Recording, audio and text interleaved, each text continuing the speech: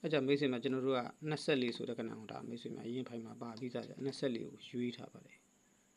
24ကိုဘာလို့ရွေးတုံးဆိုအဲ့နှစ်ကလည်းဒါသူ့ဘသူလာထောက်နေတဲ့ကောင်ဒါအပင်ရှင်နဲ့လန့်ထောက်ပေးတာသူကဘယ်လိုတုံးဆိုတော့ကြတော့ကျွန်တော်တို့9596 9596ဆိုတဲ့ကဏ္ဍ9ရယ်5ရယ်9ရယ်6ရယ်ဒါဖြီဖို့ကြံသေးတယ်အဲ့ပင်9596ကိုဒီ9ကိုဒီ9နဲ့ထည့်တယ်ဒီ9ကိုဒီ9နဲ့ထည့်တယ်ဒီ9ကိုဒီ9နဲ့ထည့်တယ်ဒီ6ကိုဒီ6နဲ့ထည့်တယ်9596အဲ့ဒါကို9ရယ်5ရယ်9ရယ်6ရယ်လို့ပြောတာ9596အဲ့9596ကိုဒီမှာ9တဲ့ဒီမှာ5တဲ့ဒီမှာ9တဲ့ဒီမှာ6လို့ထည့်ချင်တာအဲ့မှာ2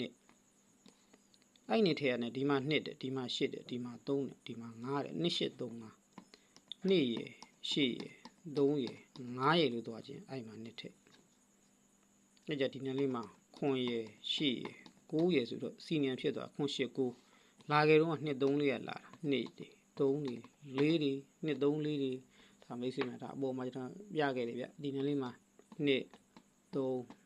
4တွေ2 3 4တွေအဲ့2 3 4တွေဒီမှာလောက်တယ်2ရယ်3ရယ်4ရယ်2 3 4ရပါကွာ9ရယ်8ရယ်9ရယ်လို့သွားတာဒီမှာ2ဒီမှာ3ဒီမှာ4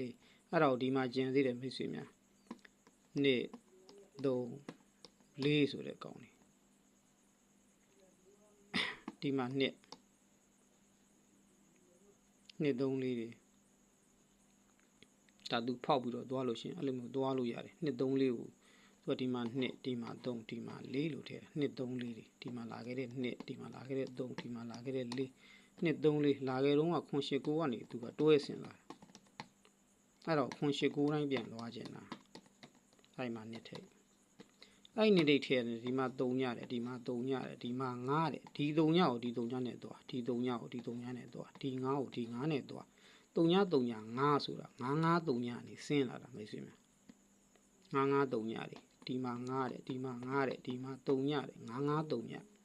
အဲ့9 5 3ညကိုသူကဘယ်လိုထည့်တောင်ဆိုတော့ဒီမှာ9လို့ထည့်ပြီးတော့ပါဝါ30နဲ့ရိုက်တယ်ဒီမှာ9လို့ထည့်ပြီးတော့ပါဝါ30နဲ့ရိုက်တယ်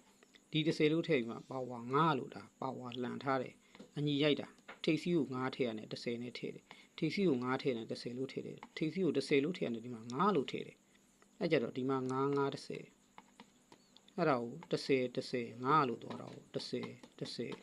5လို့သွားချင်တာနှစ်ထိပ်